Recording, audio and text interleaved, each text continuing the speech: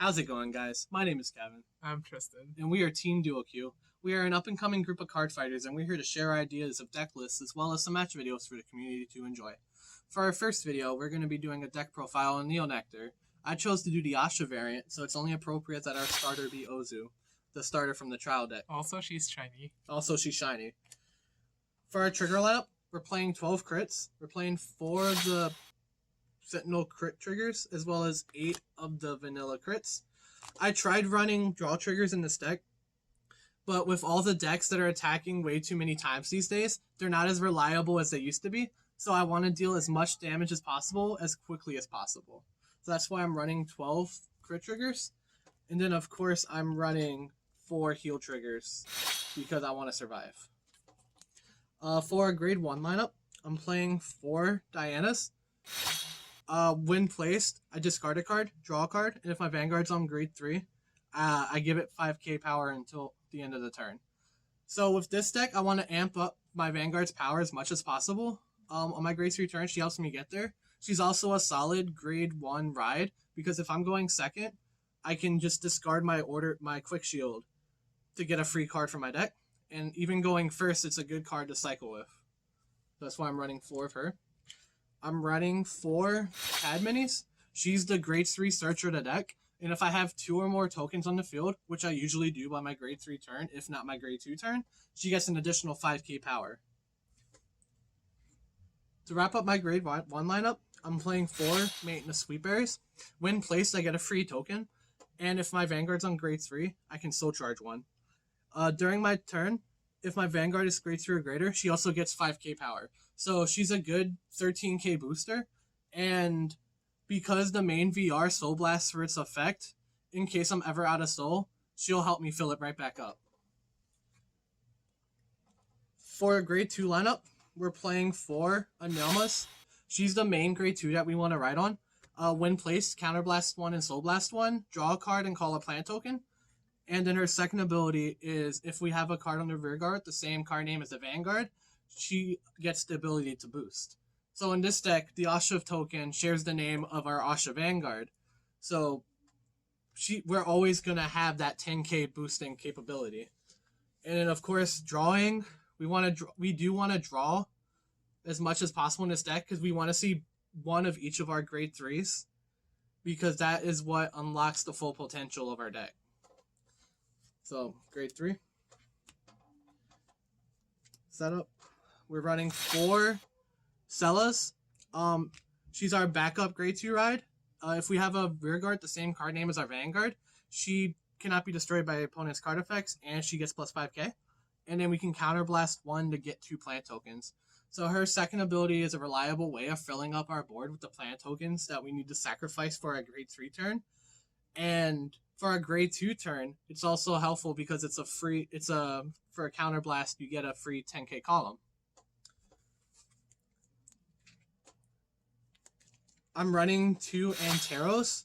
When placed, to give my Vanguard plus 5k for each token on the field.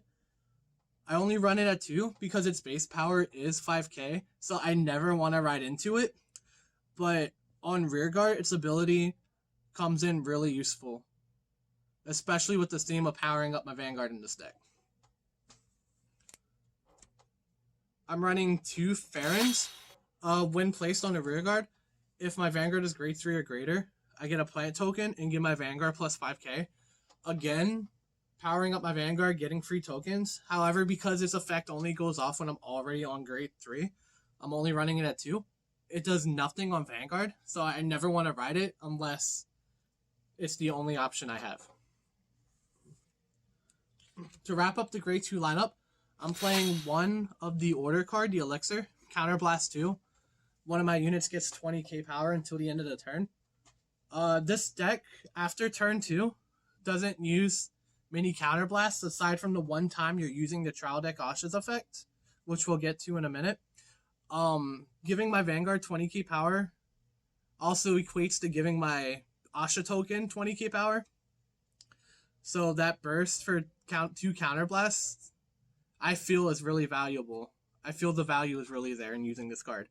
But I'm only running it at 1 because I'm only ever going to use it once per game.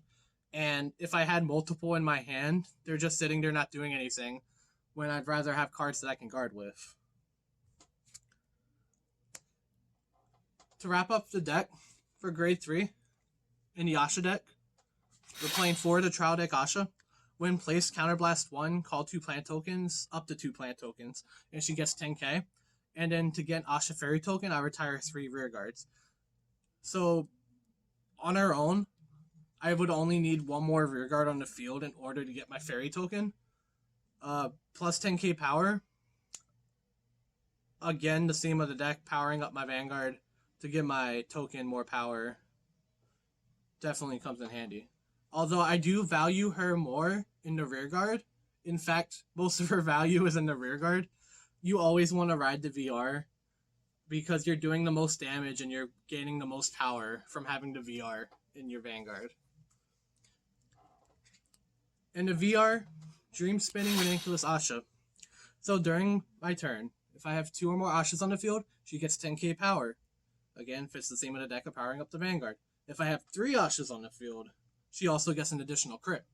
So like I said, having the VR on the rear guard, and then being able to call an Ahsha token, she's already hitting her maximum capabilities. Her cost for calling a token is only a Soul Blast and 2 rear guards, so I can just sack off 2 plant tokens and get the Fairy token. And then usually by my first grade 3 turn, I have Soul anyway. Again, the only card that really Soul Blasts in this deck is an Elma, so that shouldn't be a problem. And in case I ever run out of Soul, I always have Sweet Berry to fill it back up. With this deck, I tend to go Force 1, just because with this card as my Vanguard, I'm already swinging for 5 damage a turn. 2 crit from her, 2 crit from the token, and then the third column that's swinging for at least 31k for 1 damage. I am playing, because I'm playing 12 crit in this deck, the odds of me hitting one of those critical triggers is pretty high. And because it has twice the value from sharing the effects with my token as my Vanguard, it's like hitting 2 crit triggers at once. So having 2 cards swinging for 3 damage on my grade 3 turn, that's already lethal. And that's my deck profile for Ahsha.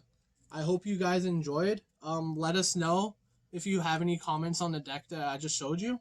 Any advice is greatly appreciated. But I hope you enjoyed. Don't forget to like, comment, and subscribe for more.